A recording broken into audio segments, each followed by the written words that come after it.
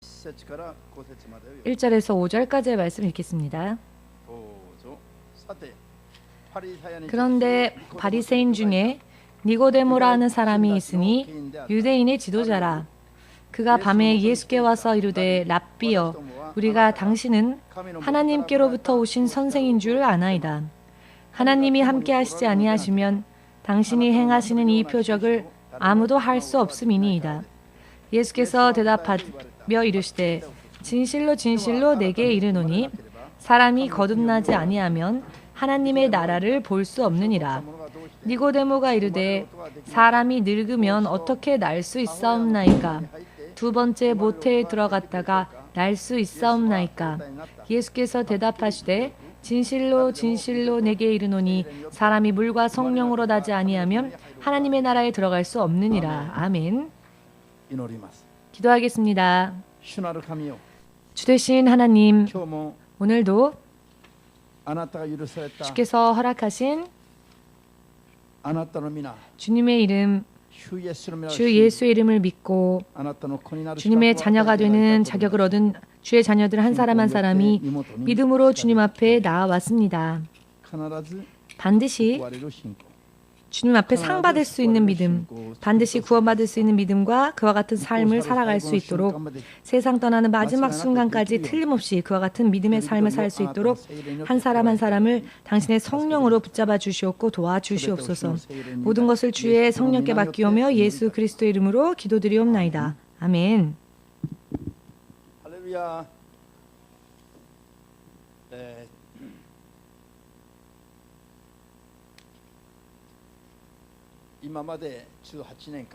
지금까지 18년 동안 목회를 해오면서요,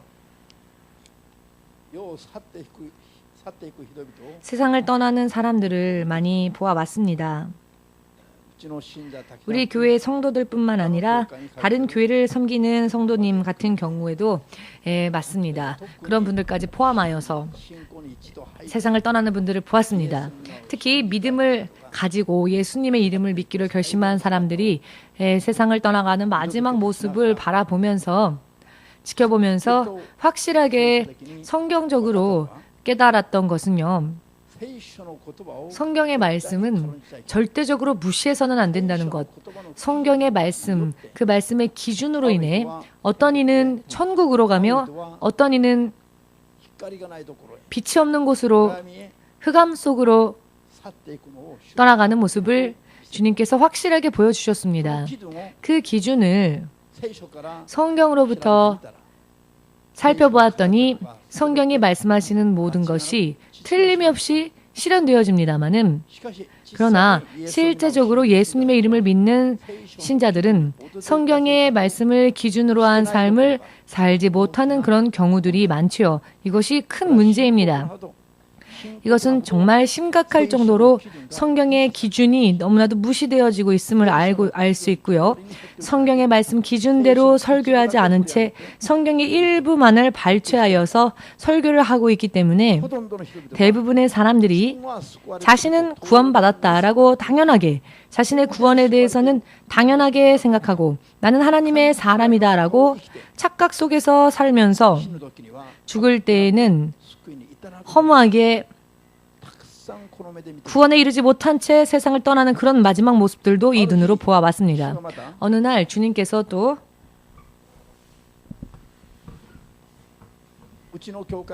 우리 교회가 아직 신바시에 있었을 때였습니다. 예배당이 이와 같은 것을 보여주셨습니다. 예배당이 이렇게 있었고요. 예배당의 양쪽을 보면은요, 예를 들어서 가게를 가면 상품을 진열하지 않습니까? 상품을 진열할 때에 진열하는 그런 쇼윈도우처럼 가라스로 되어 있었고요. 그리고 그 속에 사람들이 많이 있었습니다. 상품이 진열되어져 있어야 할 곳에 교회에 온 사람들이 앉아 있는 것입니다. 그 사람들이 그냥 보았을 때 교회는 와 있지만 하나님께 대한 바른 믿음을 가지고 왔다라기보다는 아무것도 하지 않고 상품이 마치 그냥 진열되어 있는 것처럼 아무것도 하지 않고 그저 이쪽을 바라보고 있을 뿐이었습니다. 이 예배당에는 또 다른 사람들이 있었는데요. 그 사람들은 열심히 해야 할 일을 찾아서 스스로 움직이며 스스로 일을 하는 사람들도 있는가 하면 또 많은 사람들은 양 사이드에 상품들이 마치 진열되어져 있는 것처럼 상품이 있어야 할 곳에 사람이 무감각하게 앉아 있었습니다. 그런데 그 사람들이 우리 교회와 관계없는 사람들이 아니라 우리 교회에 오고 있는 신자들이었습니다. 그때 확실하게 하나님께서 저에게 무엇을 깨닫게 해주셨느냐면 교회에 오고 있는 사람들 중에 대부분들조차도 아직도 하나님의 눈으로 볼 때에는 하나님의 기준으로 볼 때에는 진정한 믿는 자의 모습을 가지고 있지 못한 채 육신은 교회에 오고 있지만 마치 상품이 진열되어져 있는 것과 마찬가지로 진열되어져 있을 뿐이지 신자로서의 참된 믿음의 행위를 보이고 있지 않으며 사람들이 하는 일을 보다가 그냥 돌아가기만 하는 이와 같은 믿음 생활을 하고 있다는 것을 주님이 보여주셨습니다.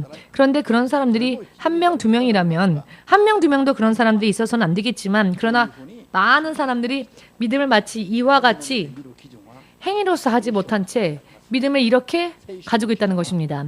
성경의 기준은 하나님의 기준이기도 하신데요. 그런데 이 성경의 기준이 오늘날 믿는 자들 가운데 얼마나 중요시 여기고 있을까요? 목사들도 설교할 때 어떻게 설교하냐면 일단 믿기만 하면 구원받는 데에는 문제가 없다라고 설교를 하고 있고요.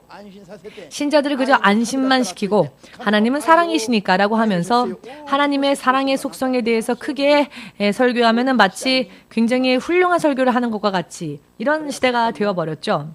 해야 할 일은 하지 않고 해야 할 일을 가르치지는 않고 믿음으로서 어떤 행위를 보여야 할지는 가르치지 않고 그저 하나님은 사랑이시니 다 아무거나 해도 괜찮다라는 식으로 전하는 것은 사탄의 괴략이며 이와 같은 믿음은 여러분 안 되죠. 우리가 믿음을 가지는 이유는 우리가 육신을 떠날 때 천국 가기 위함입니다. 이것이 우리들의 믿음의 최고의 목적이 되어야 합니다. 믿으시기를. 아멘. 구원받는 모든 기준이 성경 안에 있습니다. 확신을 가지고 있으면 구원받는다. 물론 확신을 가지면 구원을 받는다. 자, 이 말씀이 무엇을 뜻하는 것이냐? 나는 주 예수를 믿고 있으니까 구원받는다 라고 하는 확신을 가지고 있는 것만으로 구원받는다라고 오해해서는 안 됩니다. 성경의 기준대로 살지는 않은 채 믿는 자로서의 모습은 보이지 않은 채 나는 믿으니까 라고 하는 자기 암시적인 확신만으로는 그런 확신으로는 이것은 또 하나의 우상숭배와 다를 바가 없다는 것입니다. 우상숭배라는 것은 알기 쉽게 말씀드리면은요, 하나님께서 참되신 하나님께서 말씀하신 대로 순종하고 따라가는 것이야말로 기독교의 참된 신앙입니다.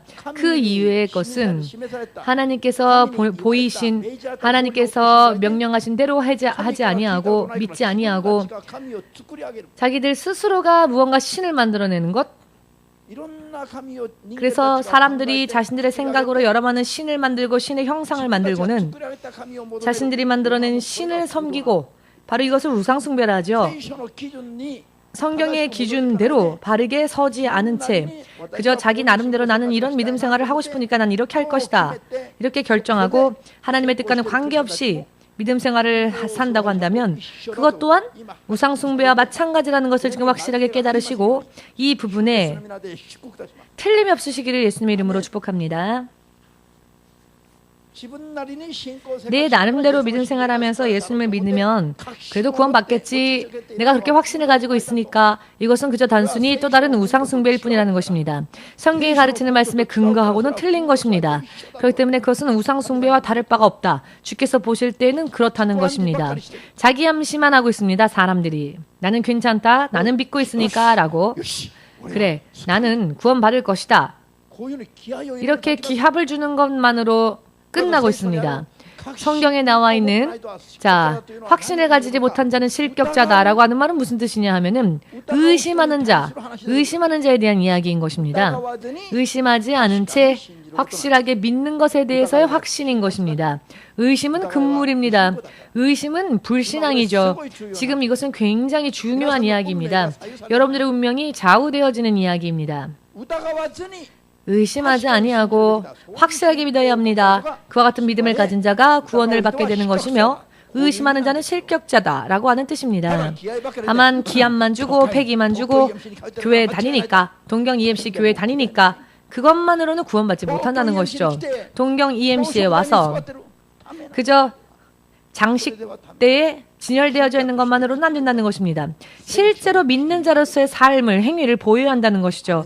아멘 되십니까? 오늘 어찌하면 구원받을 것인가? 어찌하면 구원에 이르지 못하는가? 이와 같은 부분에 대해서 확실하게 해야 할 필요가 있습니다. 일단 예수님을 영접하면 영원히 구원은 확정되어지며 변함이 없습니다. 구원에는 문제가 없습니다. 이것을 확실하게 다시 한번 말씀드리겠습니다. 이것은 사탄의 소리입니다. 사탄의 목소리. 자, 기도하여서 성령의 인도하심을 받는 사람은 절대로 이런 이야기를 입에 대지 않습니다. 절대로 이야기하지 않습니다. 지금부터 예수께서 다시 오시는 그 순간까지 이와 같은 이야기들이 더욱더 세상에 범람하게 될 것이겠습니다마는 그 가운데에서 빨리 먼저 스스로를 구해내야 합니다. 성경의 기준대로 구해내야 합니다. 성경의 기준은 구원받는 기준이 어떻게 되어 있습니까? 천국에 들어가기 위한 조건은 무엇입니까? 모두 함께 물과 성령으로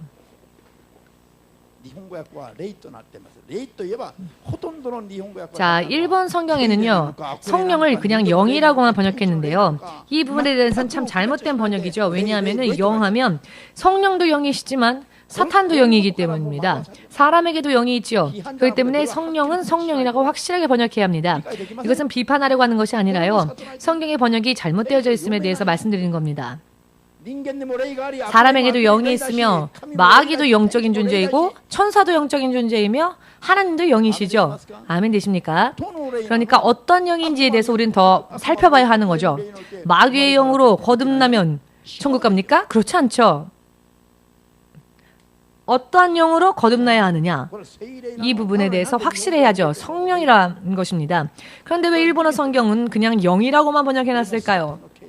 이것도 잘못 번역하게 만든 사탄의 역사라고 생각합니다. 말씀은 틀림이 없지만 번역의 문제에 있어서 잘못되어진 번역을 하는 경우도 있습니다. 그렇기 때문에 성경도 우리는 주의하여서 읽어야 합니다. 성령으로 깨달음을 받으면서 성경을 읽지 않으면 그저 말꼬리만 잡으려고 하면 성경은 열심히 읽어놓고 지옥 가는 사람도 있습니다. 확실하게 하지 않으면 안 되는 부분입니다. 이만큼. 아멘 되십니까? 자, 여러분 이해하셨죠?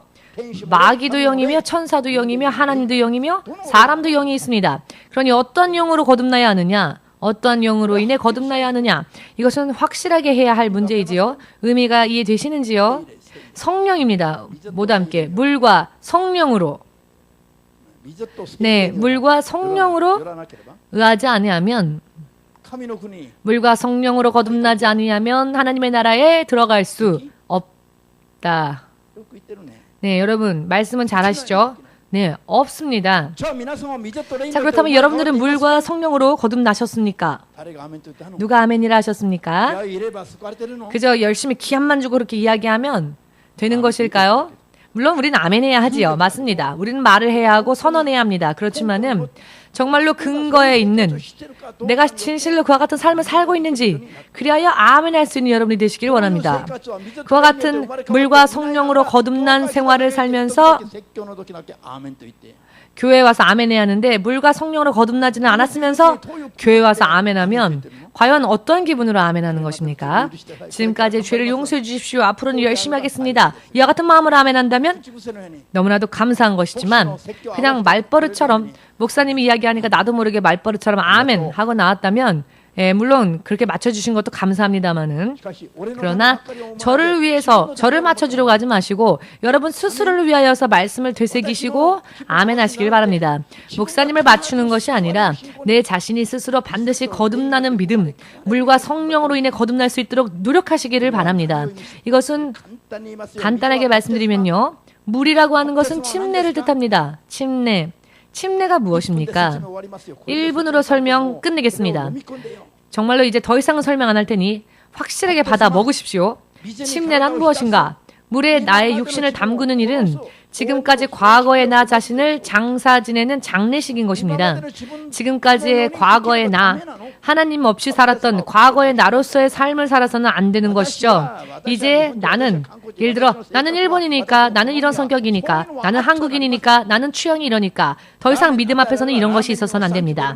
라면 주시면 라면도 감사해야 하고, 지짐이 주시면 지짐이 먹기 싫어도 지짐이를 주시면 아멘 해야 하고, 예를 든다면 이런 것이죠. 나의 옳고 그름과 믿음 앞에서는요, 나의 옳고 그름과 기호가 있어서는 안 됩니다. 나 자신은 장사 지냈는데 관 속에 나를 눕혀놓고 갑자기 한밤중에 관의 문이 열려서 흐흐흐 나는 살아있다. 자, 생각해 보십시오. 얼마나 오싹한 일입니까? 죽었다고 생각하여 관 속에 넣었는데 한밤중에 갑자기 관의 뚜껑이 열리면서 죽었다고 생각한 사람이 흐느껴 울면서 왜 나를 죽이려고 하느냐? 예를 들어 여러분들이 자고 있는 얼굴을 위에서 바라보면서 그런 이야기를 한다면 여러분 어쩌시렵니까? 오늘 밤 주의하십시오. 자, 죽었다면 움직여서는 안 되죠. 관 속에 눕혀졌다면 죽은 자는 그대로 움직이지 않습니다. 왜? 죽었으니까. 불 속에 들어가도 그저 태워질 수밖에 없죠, 시체는. 여러분들이 영적인 생활을 하는 사람들은 물론 경험을 했으리라고 생각합니다. 앞으로도 여러분들이 경험할 그와 같은 말씀, 그와 같은 이야기입니다만은 내가 불에 타든지 내가 죽는다든지 이와 같은 꿈, 환상을 통해서 이런 경험을 하신 분들, 이것은 이제 얼마 안 있어 죽는다라는 뜻이 아니고요. 나를 그와 같이 죽여야 한다. 아직도 내가 육적으로 살아있다라고 하는 뜻입니다. 저 자신도요. 이렇게 높은 곳 위에 제 몸이 누워 있었는데요. 꿈에 말입니다. 그 밑에 불이 점점 타오르더니 제 몸으로 이 불길이 점점 퍼지더니 제 육신에 불이 옮겨 붙게 되었고 제 육신이 완전히 타 들어가는 모습을 제가 바라보면서 어머, 어떻게 이런 일이 있을 수 있지? 라고 하는 꿈을 꾼 적이 있습니다. 이것은 제 육신을 죽여야 하는 영적인 거듭남에 대한 과정을 주님이 보여주신 것이었습니다. 이런 경험 있으십니까? 여러분, 내가 죽었다는 꿈을 꿨다고 해서 무서워하지 마십시오. 오히려 여러분들의 영이 육적으로는 죽어야 한다는 것에 대해서 꿈을 꾼 것이니까요. 그렇지만 내 혼이 그것을 느끼고 있으니까 참 기분 감정으로 볼 때는 무섭고 두렵죠. 그러나 영적으로는 거듭남의 과정에 대해서 말씀해 주시는 것입니다. 영적인 깊은 생활을 살다 보면은 여러분들 영적으로 여러 많은 체험들을 하게 되실 텐데요. 실제로 하나님이 보실 때에는 거듭난 사람과 거듭나지 않은 사람은 전혀 틀립니다. 전혀 틀립니다. 그렇기 때문에 구원에 이르는 기준은 먼저 침례를 받고 옛날대로의 삶, 종래대로의 나를 장사 지내는 것, 과거에 나는 죽었다, 육으로서의 나는 죽었다라고 모두 함께 믿음 이꼬르 순종. 믿음은 곧 순종이다. 아멘. 내가 나의 인생의 주가 아닌 것입니다. 하나님이 우리 인생의 모든 면에 있어서의 주님이십니다. 우리의 주인, 우리의 오너는 하나님이십니다. 내가 나의 육신도, 내 기분, 감정도, 나의 삶도, 내 인생관도, 내가 가지고 있는 것도 전부 나의 오너 되시는 주님, 그 주님이 바로 나의 주가 되시는 것. 그렇게 될 수 있기 위해서 받아야 하는 것이 침례인 것입니다. 그렇기 때문에 침례를 받고 난 다음에는 과거의 나는 이제 묻어버렸고 나의 주인이 바뀌었으니까 이제는 나의 주인 되신 성령을 쫓아 따라가는 삶. 나는 이미 죽었으니 내 기분, 내 감정 논할 것이 없는 거죠. 아, 이 교회 오니까 기분이 안 좋다. 이런 말도 하지 마십시오. 믿는다면은, 천국 가고자 원하신다면 육의 기분과 감정에 대해서 이야기하지 마십시오. 상황이 어떻고 형편이 어떻고 여러 많은 구실, 여러 많은 변명들을 만들지만 침례를 실제로 받았고 이름이 생명책에 기록되어졌다면 이제는 내 육신의 상황과 형편에 대해서 논해서는 안 됩니다. 이름이 우리가 침례를 받는 순간 하늘나라의 생명책에 기록되어집니다. 자, 그렇게 됐다면 이제 우리의 주인은 예수님이시니까 예수의 영이 어떠한 것을 말씀하시든지 아멘, 가라 하시면 아멘, 가지 말라고 하셔도 아멘. 도중에 그만두어라 하셔도 아멘. 어찌되었건 나는 힘이 없는 겁니다. 하나님의 모든 말씀과 명령에 오직 아멘으로 말하면서 고백하면서 주께서 말씀하신 대로 순종하는 것이야말로 믿음의 시작이며 이와 같은 믿음으로 믿음을 완성시키지 않으면 우리는 끝끝내 탈락되어질 수도 있다는 것입니다. 이것이야말로 물로 인해 거듭나는 삶, 즉 침례를 통해서 거듭나는 삶, 과거의 내가 아닌 하나님의 자녀로서의 삶을 다시 새롭게 시작하는 것, 이와 같은 삶을 새로 보내는 것, 그런 사람이 육신의 끝에 하나님의 나라에 가게 되지만, 그러나 이 길은 물로 인해 거듭나는 길이라고 하는 것은 누구나 다 걸을 수 있는 쉬운 길이 아니죠. 굉장히 험난한 길입니다. 그래서 극히 일부만이 걷는 길이기도 합니다. 제가 여러분들을 위하여서 기도하는 기도 제목은요, 먼저 믿음의 은사가 여러분들에게 주어지기를 기도하고 있습니다. 왜냐하면은 믿음으로 산다고 하는 것은 하나님을 따라 순종한다는 것이기 때문에, 나 자신을 부정하고 사는 것, 나 자신을 부인하는 것이기 때문에, 분한 일이 있어도 혹은 기쁜 일이 있어도 슬픈 일이 있어도 고통스러운 일이 있어도 스스로 판단하지 아니하고 하나님으로 인해 판단하는 것, 하나님으로 인해 해결하는 것, 결과를 낼 때에도 하나님을 찬양하는 것, 나 자신을 자랑하지 않는 것. 나를 자랑하는 자는 죽음에 이르는 사람입니다. 예수를 자랑하는 자는 생명에 이르는 자입니다. 아멘. 극단적으로 우리의 삶의 방식을 바꾸지 않으면 안 되는 것이 바로 믿음인 것입니다. 극단적으로. 왜냐하면은 하나님이신 예수님을 십자가에 못 박지 않으면은 결코 열릴 수 없었던 길을 예수께서 열어주셨기 때문입니다. 그러니 다른 방법이 없었기 때문에 예수님이 십자가에 못 박히신 것입니다. 어쩔 수 없었던 것입니다. 다른 구원의 길이 있었다면 좋았을 텐데 우리를 구할 수 있는 길은 오직 예수께서 죽으셔야만 하는 일이었습니다. 한 번 죽으시고 누구를 위하여서? 무언가 퍼포먼스를 위하여서? 아닙니다. 실제로 예수님은 죽으셨습니다. 예수께서 죽으실 때 무엇라고 말씀하셨습니까? 내가 죽기까지 슬프고 힘들고 외롭다 하셨습니다.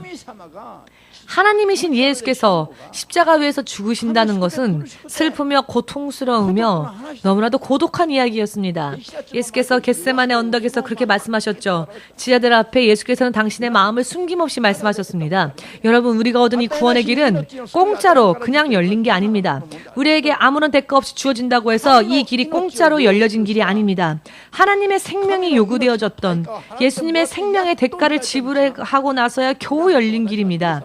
우리가 지금 예수님을 믿는다고 하는 이 길이, 예수를 믿으면 구원받는다고 하는 이 길이, 그렇기 때문에 입으로 믿습니다 한다고 해서 구원받는 게 아닙니다. 실제로 거듭나서 하나님의 사람으로서 살아야 합니다. 마귀의 자녀인 채로 살면서, 세상 마귀의 자녀인 채로 살면서 입으로만 나는 크리스찬이다 라고 하는 것은, 이것은 하나님께서 뭐라고 말씀하셨느냐면은 가증스러운 자다라고 하셨습니다. 그와 같은 사람들은 하나님께서 예비하신 축복에 임할 수 없다. 생각하지도 말라. 그와 같은 축복과 너희는 관계없다 라고 하셨습니다. 즉 말로만 하는 자, 그런 사람은 그렇다는 것입니다. 실제로 나의 행위로서 내 믿음을 보이고 삶의 패턴을 바꾸어 나가지 않으면 안 됩니다. 이것이 바로 구원에 이르는 길입니다. 그렇지만 사람이기 때문에 100% 못하죠. 100% 못합니다. 그렇기 때문에 항상 우리에게는 죄가 있죠. 100% 되지 못하는 부분은 회개해야 합니다. 회개하고 하지 못했던 부분에 대해서 회개하고, 회개함으로써 그 죄를 하나님으로 인해 지움을 받으십시오. 회개함으로 주의 성령을 의지하고, 회개함으로 능력을 구하고, 회개함으로 지혜를 구하고, 회개함으로 하나님의 마음을 구해야 합니다. 마음도요, 구하지 않으면 우리가 믿는 자로서의 바른 양심 또한 스스로 생겨나지 않습니다. 왜냐하면 우리는 한번 죄로 인해서 화인 맞은 마음, 화인 맞은 양심이기 때문에 하나님에 대한 양심은 스스로 우리 사람에게는 없습니다. 하나님에 대한 바른 양심은 침례를 받은 후에 성령께 구하면 성령으로 인해 비로소 사람 안에 거룩한 양심이 주어집니다. 사람인 채로는, 그저 육의 사람인 채로는 성령으로부터 능력받지 못한, 성령의 도우심을 받지 못하는 그저 육적인 사람은 하나님에 대한 바른 양심조차 가지지 못한다는 것을 믿으신다면 예수님께 영광의 박수 돌리시고, 이것에 대해서 확실하게 우리는 해야 할 부분입니다. 지금까지 20명 이상의 사람들이, 믿음을 가지고 있는 사람들조차도 그 속에 포함되어 있습니다만 육신의 마지막을 제가 보았는데요. 20명 가까운 분을요. 그러나 마지막에는요, 회개에 인도하여서 천국 무사히 간 분들인가 하면 마지막에 실패한 사람들이 있었습니다. 아무리 권하고 이것이 죄이니까 회개해야 한다라고 권하여도 귀가 없어서, 들을 귀가 없어서 아무리 권하여도 더 이상 회개하지 못하는 분들도 있었습니다. 이런 사람들은요, 죽지 않아도 아직 죽기 전, 임종하기 전이라 할지라도 대체적으로 보면 압니다. 주님께서 보여주십니다. 사전에 미리 보여주시고요. 흑암으로 사라지는 모습을 보여주시기도 하고요. 아직 그 사람이 임종하기 전이라 할지라도. 이와 같은 영적인 움직임이 왜 생기느냐? 왜 권하여도 회개하지 않느냐? 그것은 나도 교회 다녔으니까, 나는 신자니까, 나도 알고 있으니까 라고 하는 것들 때문입니다.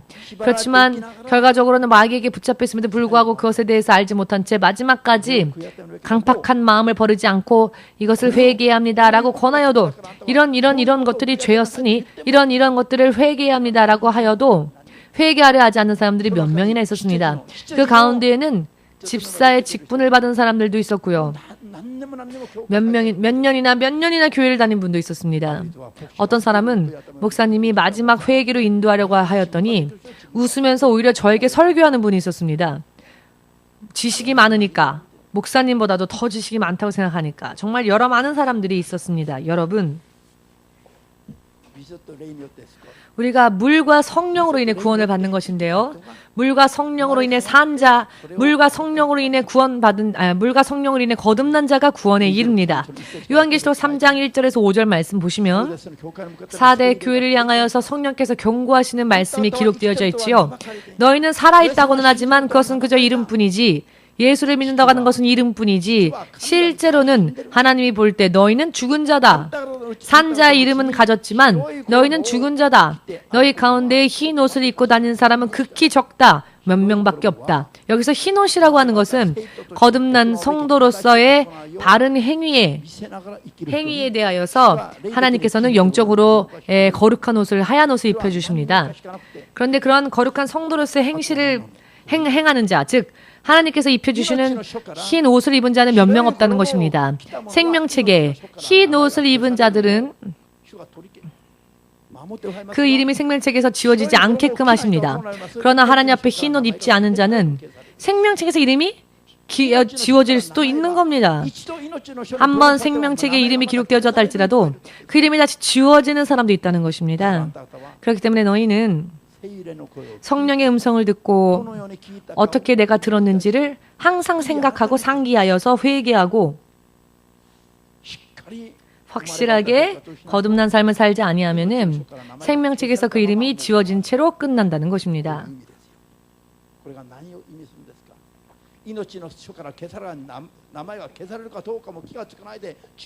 자신의 이름이 생명책에서 지워지는지 어떻게 되는지도 모른 채 아무 의미 없이 사는 분들, 여러분들 가운데서도 하나님의 경고의 말씀을 들으신 분들이 있죠.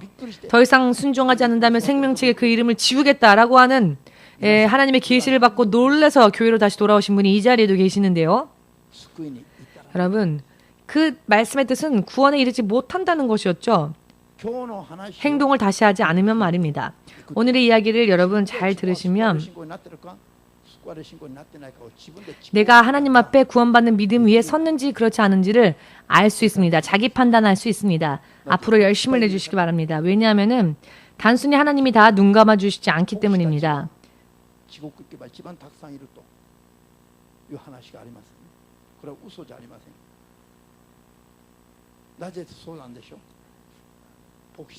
자, 목사님들도 지옥에 가는 사람들이 있다라는 이야기들을 여러분 들으신 적 있습니까? 이것은 정말 거짓말이 아닙니다. 왜냐하면은 목사이니까 나는 괜찮다라고 생각하죠. 그러나 목사이기 때문에 오히려 죄가 더 클 수도 있다는 것입니다. 왜냐하면은 가르치면서 자기는 실제로는 그렇게 살지 않았다면 그것은 큰 죄입니다. 머릿속에는 있으니까 가르치죠. 그러나 머릿속에 있는 지식과 실제로의 믿음의 삶은 틀립니다. 왜냐하면은 믿는 자보다 더 많은 것을 알고 있으면서도 왜 알고 있으면서도 안 되느냐? 알고 있는 것으로는 믿음과는 관계가 없다는 겁니다. 알고 있는 것만으로는.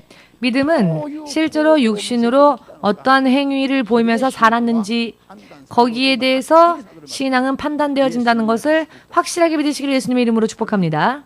아멘. 굉장히 중요합니다.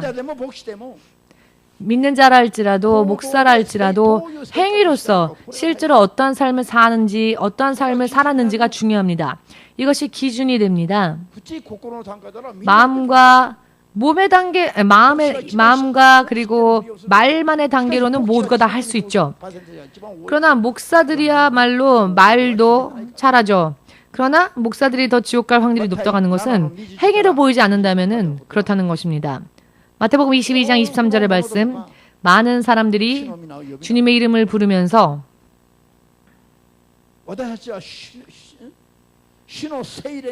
마태복음 7장 말씀에 많은 사람들이 주님을 부르면서 주님, 우리는 주님의 이름으로 귀신 쫓고 병 고치며 하나님의 일을 했습니다 라고 말을 하는 사람들이 있었죠.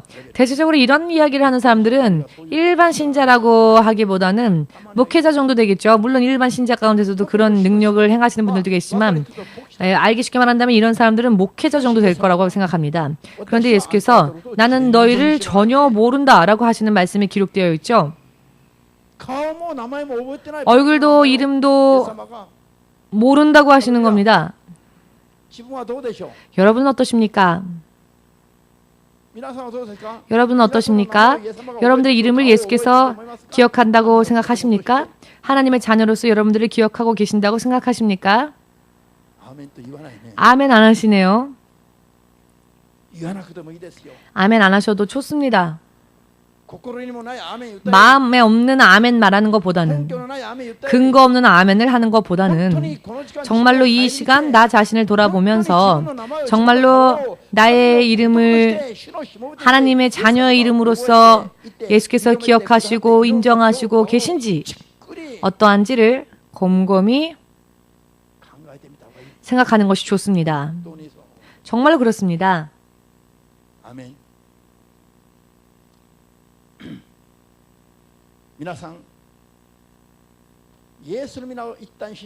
여러분, 예수님의 이름을 일단 믿으면 구원이 확정된다고 생각하시죠? 성령까지 받았다면 영원히 확정되어지는 것이다 라고 대부분의 사람들이, 목회자까지도 그렇게 생각하는데요.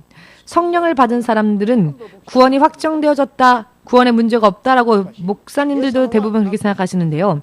그러나 예수님은 뭐라고 말씀하십니까? 성령을 받는 것뿐만이 아니라 예수님과 같은 능력으로 이적과 기사와 표적을 행하던 종이라 할지라도 불법을 행한 경우에는 하나님의 나라에 들어갈 수 없노라고, 하나님의 뜻을 행한 자야만, 아버지의 뜻대로 행한 자여야만 그 하나님의 나라에 들어갈 수 있다고 주께서 말씀하셨습니다. 이것보다 더 중요한 말씀의 기준은 없습니다. 신약 성경에서 가장 극단적으로 중요한 것은 무엇인가 하면은 마태복음 7장 21절에서 23절입니다. 대부분이 이 말씀에 걸리게 되기 때문에 아무리 잘난 듯이 설교하는 목사랄지라도 대부분이 이 말씀에 걸리게 될 것입니다.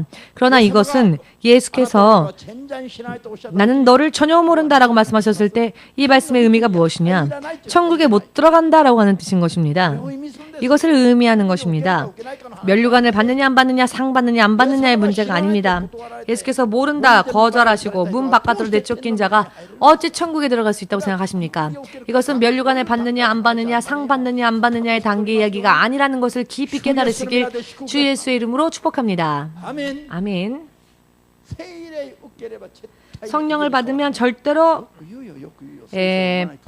구원에 변함이 없다라고 생각하죠. 성경도 읽지 않으면서 참 잘도 그렇게 믿습니다.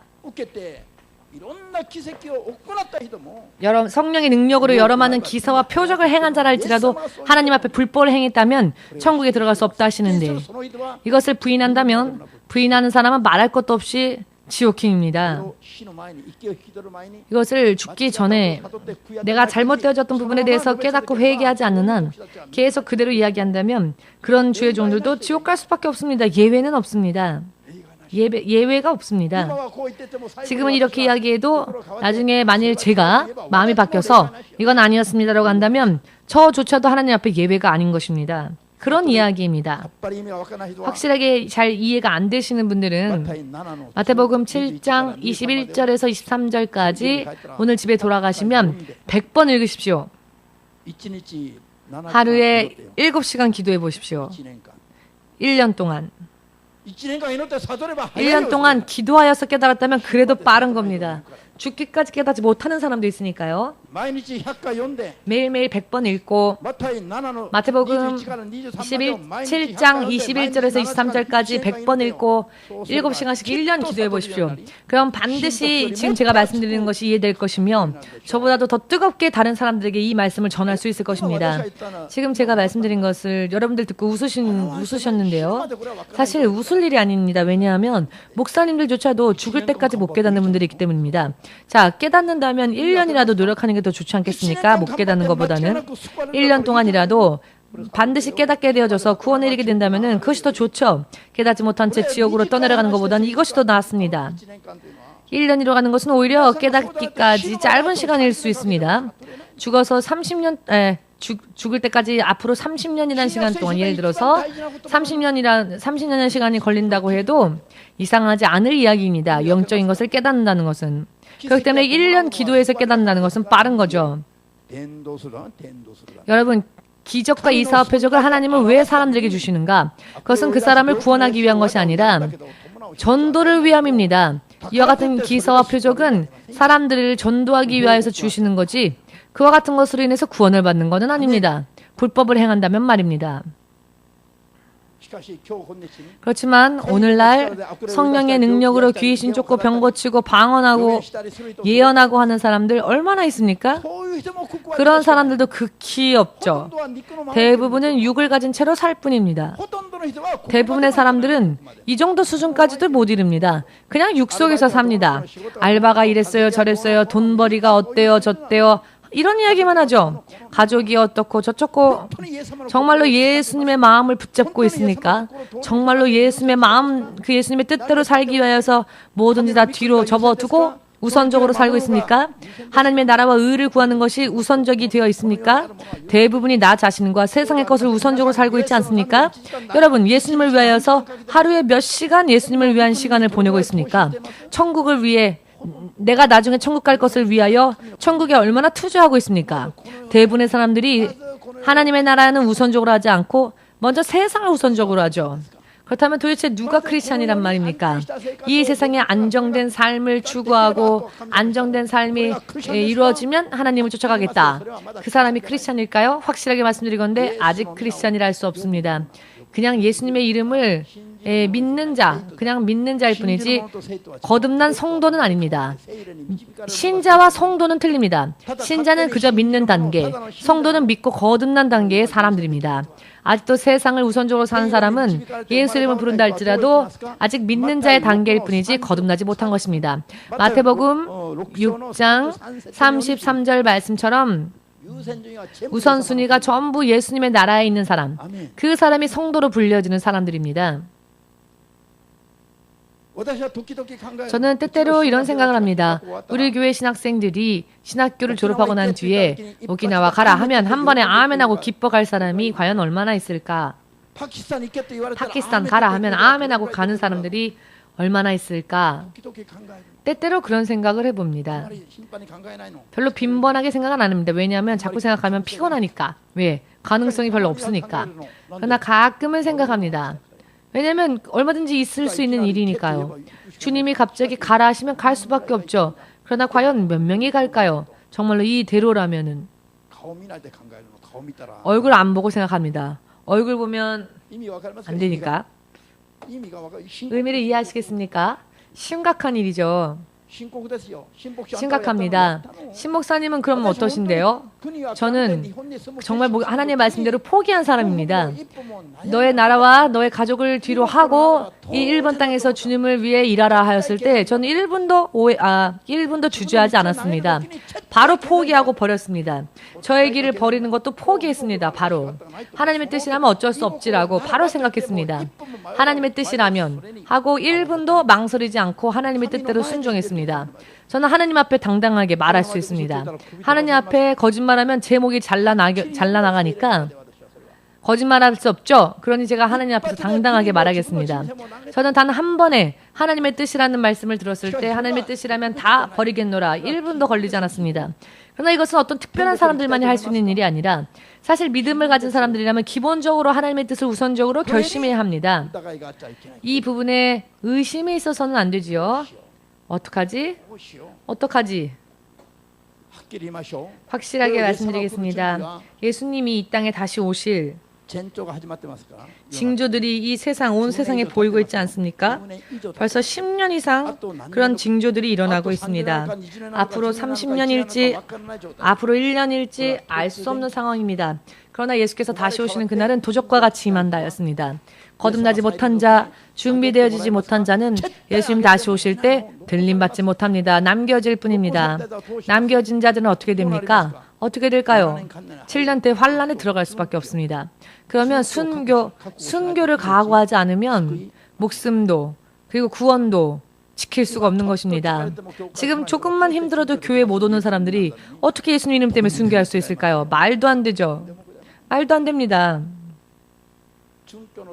순교의 때에는 7년 대환란 때에는 이 성경이 더 이상 필요가 없습니다. 이 성경을 읽지 않아도 좋지만 대신 성령도 역사하지 않으십니다. 7년 대환란 때에는. 성령께서도 침묵하시는 환란의 때죠.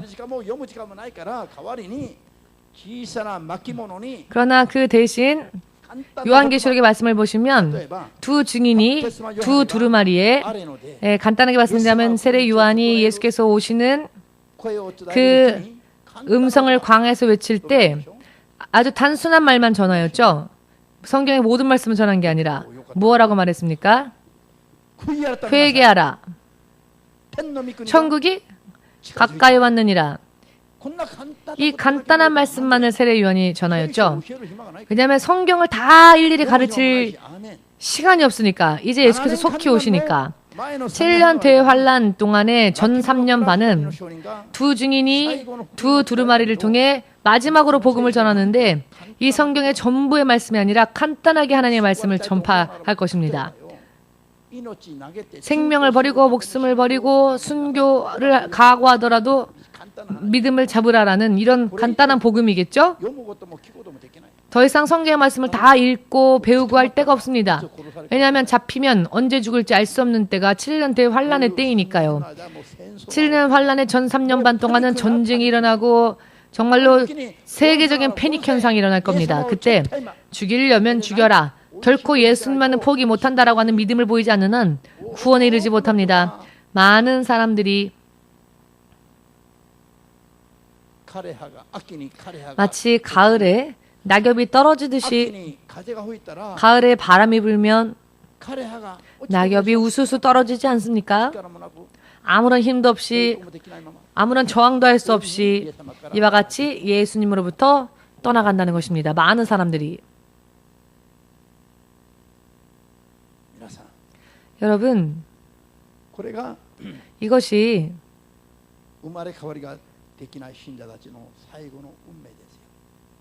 거듭나지 못한 사람들의 마지막 운명입니다. 그런데 지금 우리가 사는 세대에 우리가 이대로 사고를 당하지 않은 채 자연적으로 수명을 다하고 죽는다면은 우리가 살아있을 때에 예수께서 오실 것 같습니다. 우리에게 무덤이 필요 없을 것 같습니다. 물론 질병에 걸려서 세상을 떠나는 사람은 별개로 하여서 지금 신 목사님을 기준으로 해서 제가 건강하게 아직도 일을 할 수 있는 현역 때에 저는 예수님이 올 거라고 개인적으로는 믿습니다. 왜냐하면은 제가 자연적으로 수명을 다하면 무덤이 필요하죠. 그런데 하나님은 저에게 개인적으로 너는 무덤이 필요 없다 하셨습니다. 그러니 예수님이 빨리 오시면 안 된다는 사람들은 심원서 목사님이 300년이라도 살 수 있도록 좀 기도를 해보십시오. 그러나 신 목사님이 앞으로 10년, 20년 후에 죽는다면은 그 전에 예수님이 오신다는 겁니다. 이렇게 보여도 언제 죽을지 모르는 거죠. 그러니 그렇게 되기 전에 예수님이 실제로 오신다는 것. 이것은 여러분 예수께서 다시 오신다는 것은 꿈속의 이야기가 아닙니다. 이때에 거듭난 자가 아니고는 전부 남겨질 수밖에 없습니다. 이 일본에 320명 있으면 겨우 한 명의 크리스찬이 있죠. 그렇게 크리스찬의 비율이 적은데, 그러나 그 중에서도 휴거를 받을 수 있는 사람이 과연 그 안에서도 몇 명이나 있을까요? 1000명 중에 1명이 휴거될지, 10,000명 중에 1명이 들림받을지 모르는 겁니다. 심각하지 않습니까? 신 목사님의 설교는 너무 듣기 어렵다 하는 분들은 하루에 6시간, 7시간 매일 기도해 보십시오. 그리고 성령께 여쭈어 보십시오. 그래야 신 목사가 전한 것이 틀리다면 저한테 알려주십시오. 제가 당신을 따르겠습니다. 그러나 저와 같이 기도해 보시고 난 다음에 무언가를 말하려고 한다면 말을 했으면 좋겠습니다. 아멘 되십니까? 매일 6시간, 7시간, 10년이고 20년이고 기도하고 난 다음에 그 다음에 깨달은 것을 저에게 이야기해 주십시오. 아직도 보이지 않죠. 아직도 들리지 않죠. 그렇지만 저는 확실하게 말씀드리겠습니다. 이제 시간이 없습니다. 이제는 더 이상 주저할 시간이 없습니다. 더 이상 주저할 시간이 없습니다. 지금부터 확실하게 준비하여도 과연 내가 그때 괜찮을까 어떨까 모르는 일입니다. 갑자기 태어난 아기가 갑자기 20살이 됩니까? 그런 일은 없죠. 예수님을 지금 믿은 사람이 갑자기 목사가 될 수 있습니까? 그럴 수 없죠.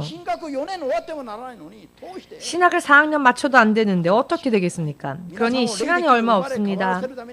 여러분들 영적으로 다시 거듭나게 하기 위해서는, 천국에 틀림없이 들어가기 위하여서는 시간이 없습니다. 옆에 있는 분들에게 말하십시오. 당신은 지금 무엇 하고 있습니까? 돈벌이 잘 됩니까?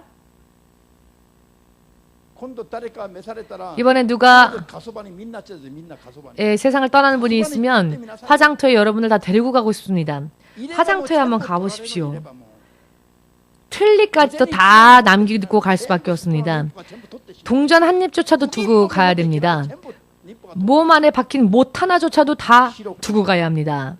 그저 하얗게 태워져 버린 가루처럼 되어버린 뼈만이 남는데요.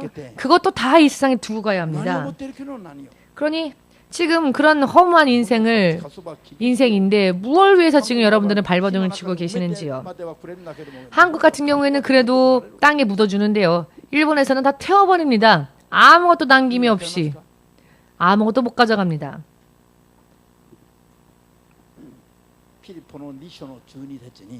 빌립보서 2장 12절 말씀에 사도 바울이 이런 말을 합니다. 빌립보의 신자들에게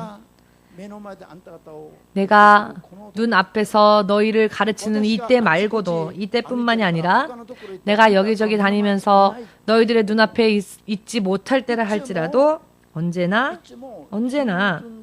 순종하며 있으라. 하나님 앞에 순종하는 삶을 살라. 그리고 하나님 앞에 두려워 경외하는 마음으로, 하나님을 두려워 경외하는 마음으로 이와 같이 하나님의 말씀과 뜻을 지키는 데에 두려워 경외하는 마음으로 자신의 구원을 확정지을 때까지, 자신의 구원을 달성해 나아갈 때까지 노력하라. 그러하지 않으면 늦어버린다는 것입니다. 목사님의 눈앞에서는 열심히 하는 것처럼 보여도 목사님이 없을 때는 금세 적당하게 하는, 사도 바울도 그걸 알고 있었죠. 사도 바울이 설교할 때는 모두가 다 예쁜 얼굴로 다 잘 듣고 있죠. 그러나 사도 바울이 없어지면 모두가 자유분방하게 죄 짓는 삶으로 달려가니까 사도 바울이 이렇게 빌립보 성도들에게 부탁을 했습니다. 내가 너희 눈에 있을 때뿐만이 아니라 내가 없을 때에도, 너희들만이 있을 때에도 항상 두려워 경외하는 마음으로 하나님께 순종하라. 하나님을 경외하라. 구원을 달성하기 위하여서 노력하라. 그리하지 않으면 늦는다는 것입니다. 여러분은 노력하고 계십니까? 얼마나 노력하고 계십니까? 이 세상을 향하여서 노력한 것 이상으로 노력하지 않으면 안 된다는 것입니다. 아멘 되십니까? 우리는 구원을 얻기 위하여서 두려워 떨리는 마음으로 노력하지 않으면 안 됩니다. 지금까지의 교회가 기준이 되어서는 안 됩니다. 예수님께서는 다시 새롭게 하신다 하셨습니다. 지금까지 많은 교회가 잘못 되어버리고 말았죠. 하나님은 다 새롭게 하신다 하셨습니다. 예수께서 다시 오시는 그 날까지. 그렇게 하지 않으면 다 늦어버리니까 오늘의 말씀을 여러분 잊어버리지 마십시오. 세상의 교회들의 흐름도 이제부터 바뀌게 될 것입니다. 두고 보시면 압니다. 정말 그렇게 되는지 안 되는지 여러분들이 두고 보시면 압니다. 졸지 마시고요. 누가복음 23장 2, 3절 말씀에 예수님과 함께 십자가 양옆에 못 박혔던 두 강도가 있었죠. 한 명은 예수님을 저주했습니다. 그러나 또 한 명은 예수님께 자신의 생명을 위탁합니다. 주 예수여, 당신이 당신의 나라에 임하실 때에는 저를 잊지 말아 주십시오. 십자가 위에서 이제는 못 박히고 앞으로 얼마 되지 않아 목숨을 거두게 될 그 마지막 순간에 주 예수여, 당신이 당신의 나라에 임하실 때 저를 기억하여 주십시오. 마지막 때에 자신의 인생과 운명을 예수께 맡겼죠. 그때 예수께서는 그 강도에게 뭐라고 말씀하셨습니까? 너는 오늘 나와 함께 낙원에 있을 것이다 라고 하셨습니다. 할렐루야. 기억하시고 계시네요. 네, 좋습니다. 자, 이 말씀으로 마지막에라도 예수를 믿으면 구원받으니까 나는 지금 좀 놀아보자 하시는 분은요. 자, 여러분, 이 말씀은 무엇을 의미하느냐? 이 사람처럼 예수님을 영접하고 회개하고 그 다음에 이제 죽게 되는 그런 사람일 경우에는 구원을 받습니다. 그렇지만 문제는 이와 같이 예수님을 영접하고 난 다음에 살면서 사람들은 또 죄를 범하죠. 약하니까. 그 부분에 대해서는 회개하지 않으면 또 용서되어 주지 못한다는 겁니다. 아멘. 그대로 회개하지 않는다면 죄가 있는 채로는 천국에 못 간다는 것입니다. 그런데 문제가 무엇이냐면 여러분들이 계속 예수님을 믿지 않은 채로 계속 범죄하다가 마지막 죽을 지경에 이르렀을 때 죄를 회개하고 예수님을 믿습니다. 더 이상 죄를 지지 않으면 그럼 좋겠지만은 그 순간이 언제인지를 여러분 아십니까? 여러분들 인생의 마지막 순간이 언제인지 아십니까? 모르죠. 안다면 다행이죠. 알면은 마지막 1분 전에 예수님 믿습니다. 울면서 회개하고 더 이상 죄를 범하지 않은 채 깨끗한 마음으로 죽음을 기다린다면 구원받겠죠. 그러나 우리는 우리 인생의 마지막 때가 언제인지 우리는 모릅니다. 나의 인생이지만 우리는 우리의 마지막 때를 모릅니다. 이것이 문제입니다. 이것이 어쩌다가 정말로 복되게도 임종 때 예수의 복음을 듣게 된 자는, 그래서 예수를 믿기로 결심한 자는 복된 자이지만 모두가 그럴 수가 있는 게 아니라 극히 일부의 사람일 뿐이죠. 대부분은 그냥 그대로 죽어갑니다. 이것이 문제이지요. 그렇기 때문에 앞으로 오늘부터 기도하십시오. 돌연 사고를 당하거나 돌연 병에 걸리거나 돌연 회개할 어떠한 여유도 없이 죽는 일이 있어서는 안 됩니다. 이것은 평안한 죽음이 아닙니다. 누구에게도 죄는 있기 때문에 죄를 회개할 여유도 없이 세상을 떠난다는 것은 굉장히 위험한 일이니 오늘부터 무슨 기도를 해야 하느냐면 내가 도중에 갑자기 죽는 일이 없게 기도하십시오. 돌연한 사고로, 돌연한 병으로 혹은 자고 나서 그다음 아침에 일어나지 못하게 되었다. 그렇게 죽게 되었다. 돌연 그렇게 육신을 떠나는 일이 있어서는 안 됩니다. 이것보다 더 위험한 건 없습니다. 왜냐하면 사람에게는 모두가 연약하기 때문에 각양각색의 죄가 각자에게 있습니다. 그러니 죄를 회개할 수 있는 여유가 항상 있을 수 있도록, 이제 정말 끝난 것 같다. 이젠 정말 끝인 것 같다. 그렇게 느끼면서 죄를 천천히 전부 다 깨끗이 이것저것 다 회개하고 정리하고 주께서 맞이하러 오실 그 순간을 기다릴 수 있는 그와 같은 자신의 인생이 되기를 기도하십시오. 그렇게 하지 않으면은 위험하기 때문입니다. 돌연 의식이 없는데 숨은 남아 있어서 회개하지 못한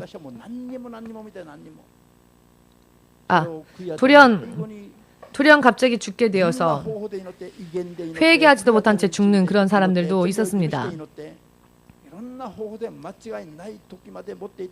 돌연 의식을 잃고 스스로의 힘으로는 기도할 수 없는 그런 사람들도 있었습니다. 그래서 의식을 잃었다 할지라도 계속 그 사람이 영적으로라도 회개할 수 있도록, 영적으로라도 하나님 앞에 정말로 나아갈 수 있도록 중보기도를 계속해 주었습니다. 중보기도를 계속 해줌으로써 그 혼수 상태였던 사람이 결과적으로는 평화롭게 하나님 품에 안기는 그런 경험들도 했습니다.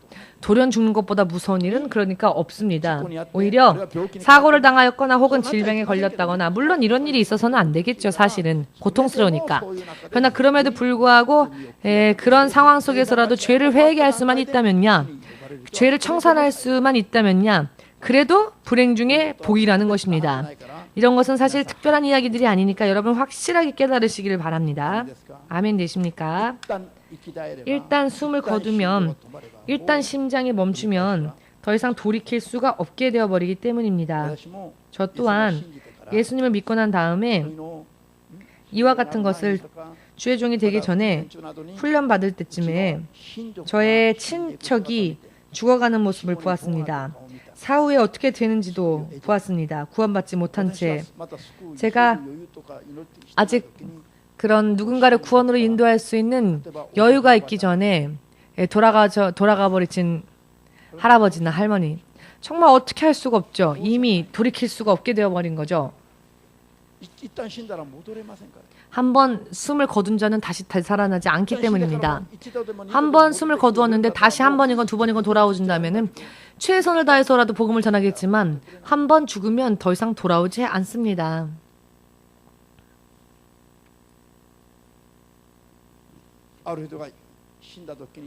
어떤 사람이 죽었을 때 영혼은 다시 돌아오라 기도하여서 다시 돌아온 사람이 있었습니다. 그래서 겨우 중보기도해서 나중에 다시 세상을 떠났지만 구원에 이른 사람들도 있었는데요. 이런 사람이 많이 있는 것도 아닙니다. 마침 이분이 제 앞에서 그렇게 되었기 때문에 그나마 제가 중보기도를 해줄 수 있었지만은 다 모든 사람이 그럴 수 있는 건 아니죠. 그러나 불가사의한 것은 영혼이 떠났는데 예수 이름으로 돌아오라 하고 외쳐 기도했더니 멈췄던 심장이 다시 뛰기 시작했던 그런 사건이 있었습니다. 왜 이 사람이 이렇게 되었는지 계속 하나님께 기도했더니 이 사람이 아직도 죄가 남아있어서 하나님이 이 사람을 바로 데려가지 않는다는 것을 깨닫게 해주셨고 계속 중보기도를 하였더니 후에는 하나님이 그분을 평화 속에서 데려가셨습니다. 정말로 여러분이 목사님만이 성경을 읽는 게 아니라 여러분들이 성경을 읽으셔야 합니다. 여러분들도 성경을 읽으시고 이와 같은 말씀들을 읽으시고 깨달으시면 이런 설교를 들을 때에 빨아들이듯이 이해할 수 있을 겁니다. 성경을 읽지 않으면 졸리고 나랑 관계없는 이야기 같고 나를 힘들게 하는 말씀 같고, 그러나 여러분들이 말씀을 읽고 이것을 깨달으면은 이런 설교를 들으면 바로 흡수합니다. 바로 흡수해버립니다. 성경의 기준을 토대로 하여서 하나님 앞에 인정받는 믿음이 되지 않으면 누구라도 구원에 이를 수 없습니다. 롯이 소돔과 고모라 성을 성에서 도망갈 때에 사위가 쫓아오지 않아도 도중에 부인이 멸망하여도 뒤돌아보지도 못했죠. 뒤돌아보면 자기도 멸망하니까 뒤돌아보지 말라 하셨으니까. 여러분 생각해 보십시오. 여러분들의 부인이 같이 도망가다가 도중부터는 쫓아오지 않고 있는데 뒤도 돌아보지 않고 도망가는 일이 일어나지 않도록 지금 기도하십시오. 내 부인이 마지막까지 나와 함께 할 수 있도록 기도하십시오. 도중에 잘못되어져도 뒤돌아볼 수 없는 게 구원의 길입니다. 그 사람이 부인이건 남편이건 부인이건 가족이건 누구이건 똑같습니다. 이것은 듣기 어려운 이야기, 듣고 싶지 않은 이야기가 아니라 기본적인 이야기입니다. 모두는 이렇게 다 마지막에 모두가 다 이렇게 헤어집니다. 그런데 이 세상의 마지막이 반드시 임한다였는데요. 세상의 흐름을 보면 우리가 사는 동안에 이 마지막이 올 것 같습니다. 스스로 생각해 보십시오. 여러분들의 믿음을. 내가 이 상태로라도 괜찮은지, 세상을 우선적으로 살고 있는지. 그런 사람은 돌연 예수께서 임하시면 구원에 이르지 못합니다. 확실하게 말씀드리건대 어떠한 중요한 일이 있다 할지라도 하나님이 먼저 우선으로 되어질 수 있도록, 하나님의 일을 먼저 우선적으로 하는 사람, 그 사람이 하나님이 예수께서 다시 오실 때 들림받습니다. 내 일은 온전히 하면서도 하나님의 일은 두 번째일 경우에는 남겨질 수밖에 없습니다. 이것은 성경에 있는 이야기입니다. 성경 속의 이와 같은 법칙을 여러분들이 발견하시기를 바랍니다. 아멘 되십니까? 특별한 이야기가 아니라 성경에 있는 이야기입니다. 그렇기 때문에 성경은 언제나 전쟁 가운데에서도 전쟁이 일어나서 전쟁 한복판에서도 성경을 읽어야 하며 기도는 끊임없이 쉬지 말고 해야 하며 전쟁과 믿음도 관계없는 겁니다. 전쟁이 터지건 말건 믿음 생활은 좌지우지 되어져서는 안 되는 겁니다. 그렇지만 이렇게 지금 평화로운 때인데 평화로운 때조차도 자신의 믿음에 대해서 온전히 믿음의 삶을 살지 못한다면 어떻게 되겠습니까? 구원에 대해서 생각하지 않고 사는 것과 똑같은 거죠. 오늘 이 말씀을 예수님께서는 왜 우리에게 허락하셨을까요? 지금부터 준비해도 될까 말까라는 겁니다. 믿음 생활하다 보면 여러분 아시겠지만 간단하게 믿음이 성장하지는 않습니다. 한때에는 마음이요. 예수님 뭐든지 하겠습니다. 목사님 뭐든지 하겠습니다. 이런 고백을 한 사람도 1년 지나서 정말로 그 고백을 한 사람이 그래도 그 자리에 있으면 그나마 다행입니다. 똑같은 고백을 또 할 수 있다면 그나마 다행입니다. 대체적으로는 그 사람이 있어야 할 그곳에 그 사람이 없기도 합니다. 믿음은 기분과 감정으로 되는 게 아니죠. 실제로 그렇게 살았느냐 살지 않았느냐가 믿음의 기준이 되는데 기분이 불타오른다고 해서 그것을 믿음이라고 착각해서는 안 됩니다. 한때는 누구라도 다 큰 소리 할 수 있죠. 그러나 큰 소리를 하느냐 안 하느냐가 아니라 실제로 믿음 생활을 사느냐 안 하느냐가 기준이 됩니다.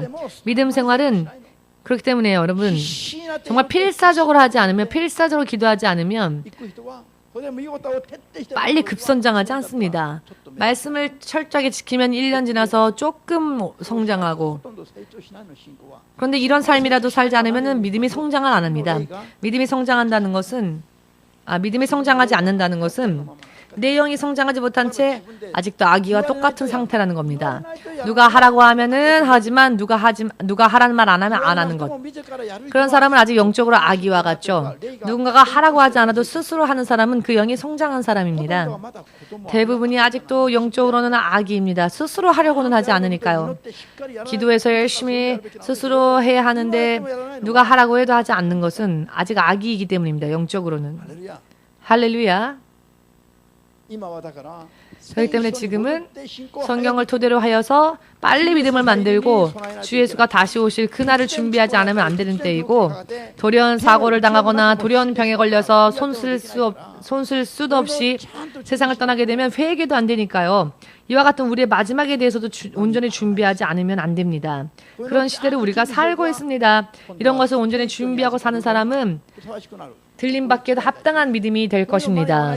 이와 같은 믿음에 이르지 못하면 속도가 빨라지면 빗나가는 자는 더 빨리 빗나가 버리죠. 지금부터 예수께서 다시 오시는 그날까지는 세상의 흐름이 더 빨라질 것입니다. 모든 흐름이 빨라질 겁니다.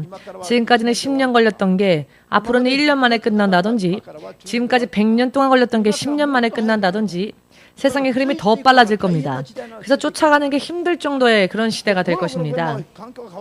정말로 환경이 너무나도 급변할 것이기 때문에 한 번에 아멘입니까 하면 아멘하고 금세 쫓아가지 않으면 저기 떠내려갈 수 있는 그런 시대가 도입했습니다. 지금 믿으십니까? 믿으시기를. 앞으로 흐름이 영적인 흐름이 정말로 스피드가 빨라지게 될 것입니다. 모든 면에 있어서. 그렇기 때문에 지금처럼 하려고 하면 못 쫓아옵니다. 저 멀리 뒤떨어지게 될 것입니다. 가까이 가려고 하면 굉장히 힘들죠. 그만큼 저항이 있을 테니까. 그러나 이런 말씀들이 실제로 삶 가운데에서 그대로 드러나고 실현되어지는 것을 눈으로 확인하는 그런 시대가 되었으니까 깨어서 영적으로 깨어서 성령의 인도를 받기 위하여서는 쉬지 말고 기도해야 합니다. 지금 기도하라고 할 때 쉬지 말고 기도하십시오. 피곤해질 때까지 기도하십시오. 턱이 아파질 때까지 기도해 보십시오. 그렇게 기도해도 간단하게 성령 충만이 안 됩니다. 열심히 기도해서 마음이 뜨거워졌어요. 뭐든지 주님을 위해서 살 수 있을 것 같아요. 그것은 그때의 기분일 뿐이지 아직 그 사람의 영적인 능력은 아닙니다. 얼마나 그런 삶을 계속할 수 있느냐가 문제이죠. 2년이고 3년이고 할 수 있느냐? 어느 날 열심히 기도했더니 마음이 뜨거워져서 뭐든지 할 수 있을 것 같다. 그것은 그 순간의 기분이지 그것이 그 사람의 영적인 능력은 아직 아니라는 겁니다. 이런 기분에 속지 마십시오. 계속 착실하게 해 나갈 때 조금씩 성장해 나가는 겁니다. 성령 충만도 많이 기도하면 조금씩 성장이 되는 것입니다. 그것도 마귀가 유혹하면 또다시 간단하게 쓰러질 수 있는 위험도 있죠. 정말로 힘든 영적으로는 전쟁입니다. 할렐루야. 아멘. 오늘부터 먼저 기도와 말씀에 더욱더 전념하시기를 바랍니다. 더욱더 기도와 말씀에 전념하셔서 이 말씀을 실행하는 믿음 위에 집중할 수 있도록 하시길 바랍니다. 지금은 다른 거 생각할 여유가 없습니다. 그날 먹을 양식이 있으면 감사하고 내일은 어떻게 되든 그렇게 가십시오. 그렇게 하지 않으면 늦어버리니까. 믿는 자 한 사람이 구원에 이르기까지, 목사 한 사람이 참된 목자가 되기까지는 많은 시간이 걸립니다. 10년이고 20년이고 시간이 걸립니다. 그럼에도 불구하고 진정한 사람이 그래도 나올까 말까입니다. 여러분, 모른 척하지 마시고 직시합시다. 하나님의 음성, 하나님의 말씀에 지금 세상의 흐름을 내가 보아도 알 수 있도록, 영적으로 빨리 거듭날 수 있도록 집중하시기를 바랍니다. 집중하시기를 바랍니다. 뒤돌아보지 마십시오. 한눈 팔지도 마십시오.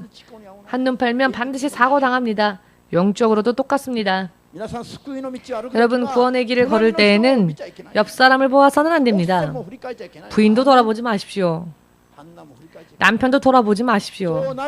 그렇게 되기 전에 모두가 함께 손 붙잡고 노력해야 한다는 겁니다. 막상 때가 되면 하나님께서도 도울 수가 없을 때가 있습니다. 막상 때가 되면 하나님도 도울 수가 없을 때가 있습니다.